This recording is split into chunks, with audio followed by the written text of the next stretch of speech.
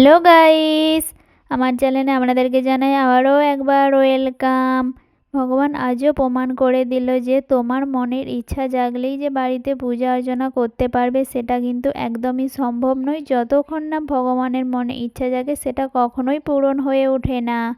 কেন আজ আমি এই কথা বললাম তোমরা অতি অবশ্যই বুঝতে পারবে।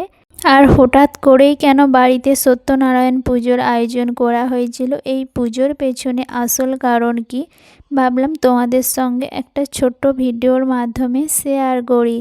তো দেরি কিসের, চলো ভিডিওটা একদম প্রথম থেকে শুরু করা যাক। পুজোর দিন সকালে স্নান করে সুন্দর করে শাড়ি পরে আমি এখন বসে পড়েছি পুজোর জন্য ফল সাইজ করতে।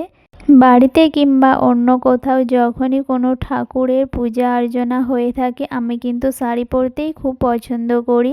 আর এই রকমই আমার মতো তোমরা কে কে আছো যে পুজোর দিন শাড়ি পরতে পছন্দ করো, অতি অবশ্যই কিন্তু আমাকে একটা কমেন্ট করে জানিও। এইখানে আমি একধারে ফল সাইজ করছিলাম আর বামুন ঠাকুর অপর দিকে পুজোর সমস্ত প্রস্তুতি শুরু করে দিয়েছে। আর এই পুজোর পেছনে কিন্তু একটা ছোট্ট করে স্টোরিও রয়েছে, সেটাও আমি তোমাদেরকে বলে শোনাবো। আর এদিকে দেখুন বোন কত সুন্দরভাবে পুজোর সমস্ত কাজকর্ম করছে। পুজোর সমস্ত আয়োজন ও কিন্তু কাল রাত থেকেই শুরু করে দিয়েছিল। কিছু কিছু বাজার কালকে করে এনেছিল আর যেগুলো বাকি ছিল সমস্ত আজ সকালে গিয়েই করে এনেছে। ও কিন্তু এই ধরনের কাজকর্ম করতে খুবই পছন্দ করে। একদিকে আমার সমস্ত ফল সাইজ করা হয়ে গেছে আর অপর দিকে বামুন ঠাকুরও পুজোর সমস্ত প্রস্তুতি করে নিয়েছে। পুজোতে বসার আগে ঠাকুরমশাই আমাদেরকে বলেছিল আমরা হাত পা ধুয়ে প্রথমে তুলসী মঞ্চতে, তারপর বাড়িতে যে ঠাকুর রয়েছে সেই ঠাকুরকে প্রণাম করে তারপর এসে আমরা যেন পুজোতে বসে পড়ি। যেহেতু পুজোর আয়োজন সমস্ত কিছু উপরে করা হয়েছিল, দেন আমরা নিচতে চাবিতালা দিয়ে সকলেই উপরে চলে গিয়েছিলাম। আর ওপরে উঠে গিয়ে দেখি বাবা এত পরিমাণে ধুনো দিয়েছে যে গোটা ঘর একদম ধুনোয় পরিপূর্ণ হয়ে গেছে। গাইস, এই পুজোর পেছনে যে একটা ছোট্ট করে স্টোরি রয়েছে, সেই স্টোরিটা হলো যে মা বেশ অনেক দিন ধরেই ভাবছিল যে বাড়িতে একটা ছোট্ট করে সত্যনারায়ণ পুজোর আয়োজন করবে, কিন্তু পাড়াতে কিছুদিন ছাড়া ছাড়াই অসুস্থ হওয়ার কারণে বাড়িতে সেই সত্যনারায়ণ পুজোর আয়োজনটা কিছুতেই করে উঠতে পারছিল না। আর ওই যে বললাম ভগবান যদি না চাই কোনো রকমেই তুমি পুজো বাড়িতে কিন্তু করতে পারবে না। বাবা একদিন মাঠে গিয়েছিল আর মাঠে গিয়ে হঠাৎই বাবার চোখে এই কচ্ছপটা পড়েছিল। প্রথমে যখন বাড়িতে আনা হয় ভেবেছিল প্রথমেই কচ্ছপটাকে ছেড়ে দেবে, তারপর মা বলে যে সত্যনারায়ণ পুজো করব বলেই একদম নারায়ণের বাহন আমাদের বাড়িতে চলে আসছে।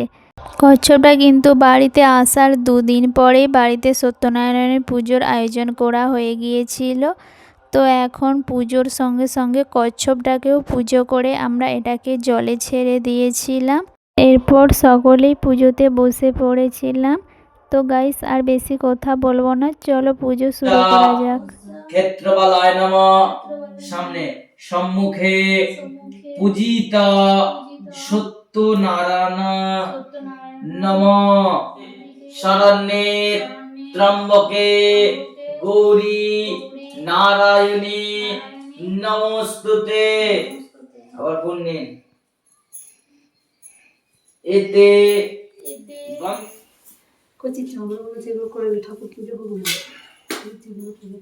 পুষ্পাঞ্জলি দিবে তো মনীষা বাকিরা, তাই তো? মনীষা বাকিরা দেখলে সম্মান দিয়ে বেরিয়ে বিষ্ণু পূজা করবো, সংকল্প করম মম পরিশ্রম ওম স্বস্তি।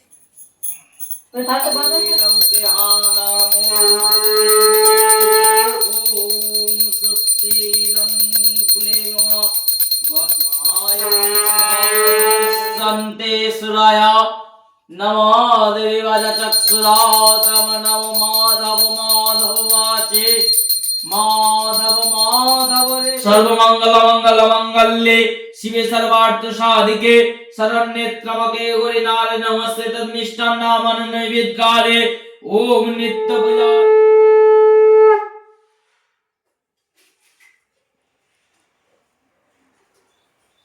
সাইডটা বাজাবেন, টুক দিবেন দুটো। ওখানে বাবা এটা বাজাও শান্তিটা এসে এসে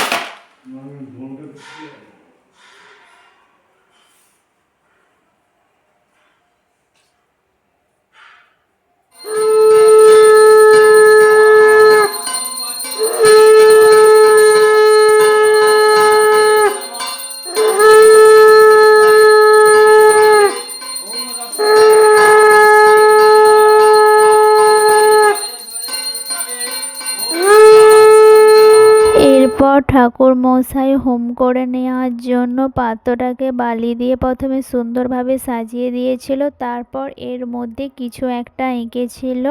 আর ঠাকুর মশাই যখন এই সমস্ত কাজকর্ম করছিল, বোন তখন পাশেই বসে পড়েছিল যাতে হাতে হাতে তাকে হেল্প করে দিতে পারে।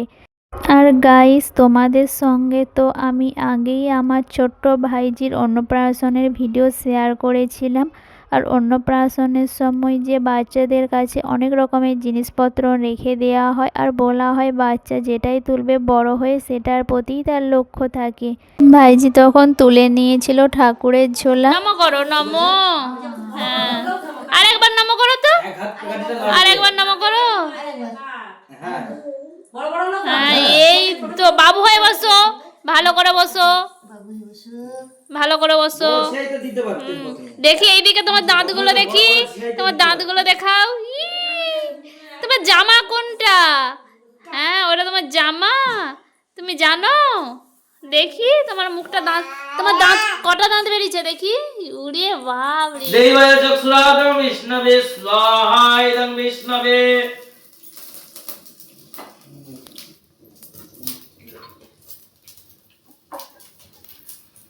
स्वाहा इदं सत्यनारायणाय।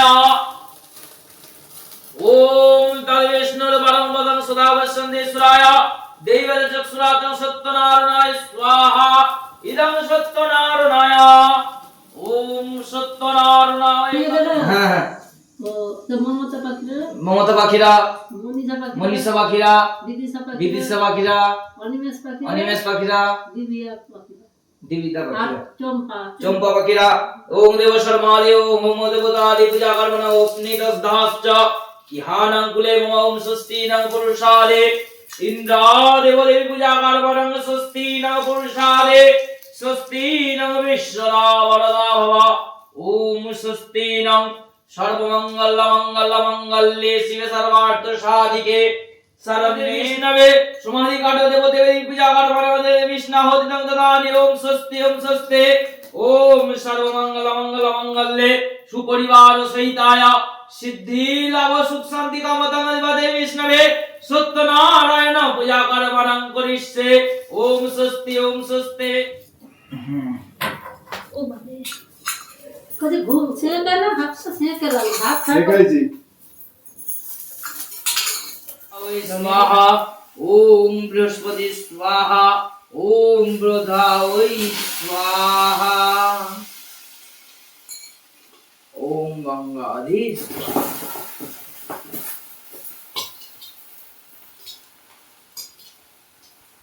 बस।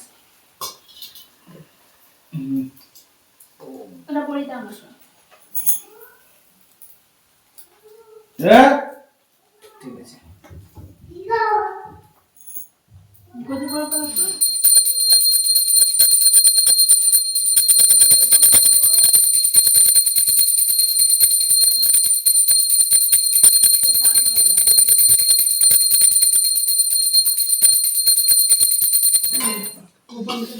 দেখো বাস্তু ঠিক বলে আবার জ্বলে গেছে প্রদীপ, হোমটা হ্যাঁ হোমটা আবার জ্বলে গেছে। না বাস্তু ভালো আছে, বাস্তু কোনো দোষ নেই। হোম করে নেওয়ার পর এখন বাড়ির সকলেই বসে পড়েছিলাম পুষ্পাঞ্জলি দেওয়ার জন্য। আর পুষ্পাঞ্জলি দেওয়ার জন্য সকলেই কিন্তু হাতে অল্প অল্প করে ফুল নিয়ে নিয়েছিলাম। ঝাড়ু দিতে হয়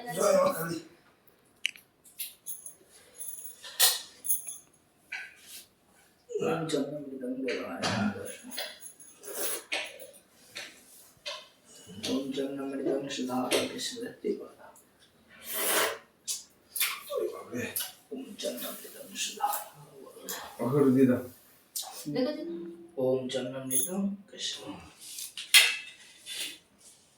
তাহলে সঙ্গে ঝাইটা বাজাবেন সুন্দরবাটি। প্রসাদ দে। দেবানাং পূজাকর্মণাং সদ্ভাবনাং ইহাম দদামি। ওম স্বস্তি নং পুরুষাদে ইন্দ্রাদে দেবী পূজা। একটু একটু তেল ঢেলে দাও তো একটু। আচ্ছা দিয়ার দরকার নেই তেল।